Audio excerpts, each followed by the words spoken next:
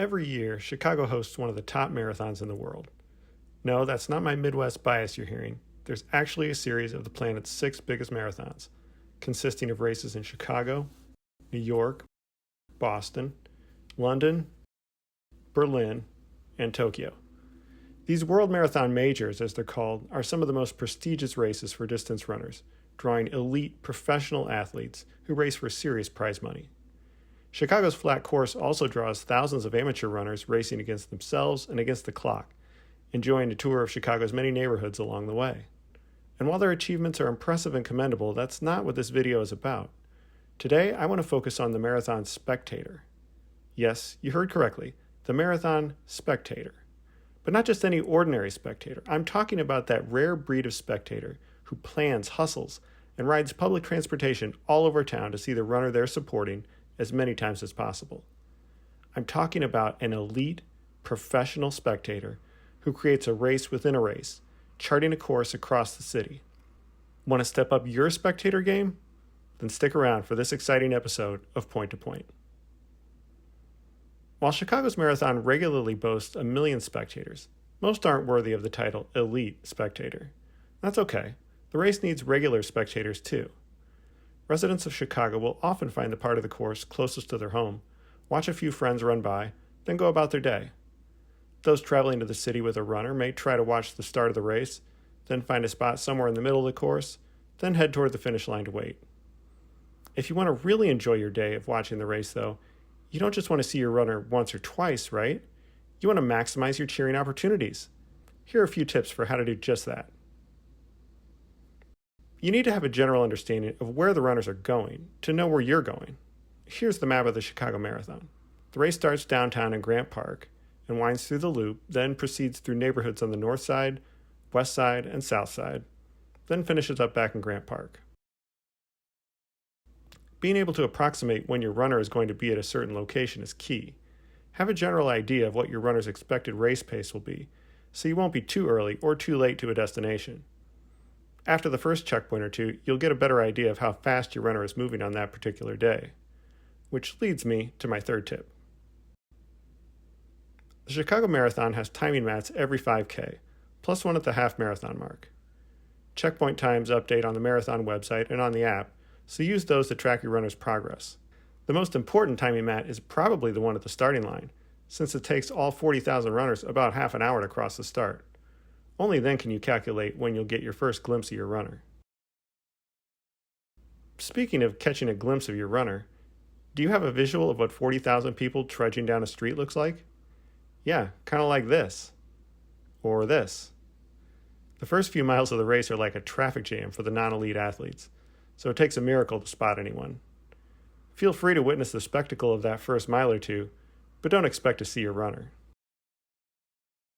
So with those tips in hand, what's an elite spectator itinerary look like for the Chicago Marathon? Let's assume you have a runner expecting to run at a 9-minute mile pace, or about a 4-hour marathon. Here's what's realistic.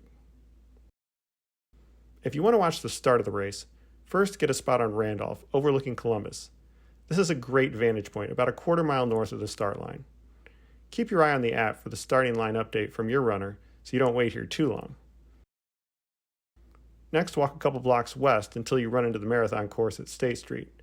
This is about mile 1.5, so your runner should get here about 15 minutes after crossing the starting line. But it will be very crowded here, so again, manage expectations.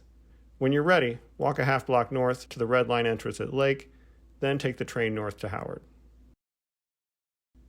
You'll want to get off at the Fullerton stop, which is 5 stops away and about a 15-minute ride. Walk due east along Fullerton until you reach Stockton Drive. This is a nice section of the course through Lincoln Park near mile 6. If you're tracking times and don't think you can walk fast enough to reach Stockton before your runner, then just ride the Red Line one more stop and get off at Belmont and walk east 3/4 of a mile to about mile 7 on the course. Whether you end up on Belmont or Fullerton, the race should be spread out enough here that you have a decent chance of seeing your runner. Once your moment of glory, your runner, has passed, head south from Belmont or north from Fullerton until you reach Diversey, then walk a couple blocks west to the intersection of Clark and Broadway. This is about mile 9.5, and also a great place to grab a spectator snack at Stan's Donuts. After you spot your runner again, and finish your donut, head west 4 blocks to get to the Diversey Brown Line stop. Ride south 5 stops in about 15 minutes, getting off at Merchandise Mart. As you exit onto Wells, the race will be rolling past, just before mile 13. Walk across the river and then southwest along Wacker Drive for an excellent view of the race and the river skyline. You'll see your runner here for at least the 3rd time, and you'll be able to gauge whether they're maintaining their original pace or slowing a bit. Keep this in mind as you're timing your next few stops. Your next spectating destination is a bit more than a mile away, but walking won't take more time than your runner, since it's just past mile 17 on the course. You can take any number of routes to get to Halstead and Jackson, but the most scenic is probably going west on Randolph, then south on Halstead until you run into the course at Jackson. You'll also find some options for grabbing a quick bite to eat in Greektown. Now the trickiest part of the day, but also the most critical, as your runner is going to need your elite spectatorness more than ever. Your next stop is past mile 21 at Cermak and Wentworth. It's 2.5 miles away, so walking isn't an option, and there isn't a direct train line. Luckily, there is an easy train transfer. First, walk a block south on Halstead to the UIC Halstead Blue Line stop. Get on a train toward O'Hare and ride 3 stops to Jackson. Look for the signs pointing you to the tunnel connecting to the Red Line, then venture through said tunnel. On the Red Line side, get on a southbound train headed toward 95th and Dan Ryan. You have another 3 stops before you get off at the Cermak Chinatown station. This popular viewing spot is where the runners head under the gateway to Chinatown, so it can get a little crowded, but you can either walk a half block west or south for a better view. Once your runner passes Chinatown, you have a decision to make. If you're feeling really ambitious, you can jump back on the Red Line or the nearby Green Line and take either one down to 35th. But if the train is slow in arriving, you could miss your runner down at mile 23 and then have to get right back on the train. My recommendation is to simply walk east a half mile to Michigan Avenue, where you meet up with the course again at mile 25. Because you have some extra time, you can start walking north on Michigan before your runner arrives, following the course back toward Grant Park and the finish line. Realistically, you might be near mile 26 at Roosevelt by the time your runner makes it all the way up Michigan. Just remember to turn around every once in a while so you don't miss that last opportunity to cheer on your runner. If you'd rather rest near mile 25, that works too. Then you can backtrack to the Cermak McCormick Place Green Line stop and take it 1 stop north to Roosevelt. And that's how to be an elite marathon spectator in Chicago. If you follow these instructions completely, your runner won't be the only one with race day stats to be proud of.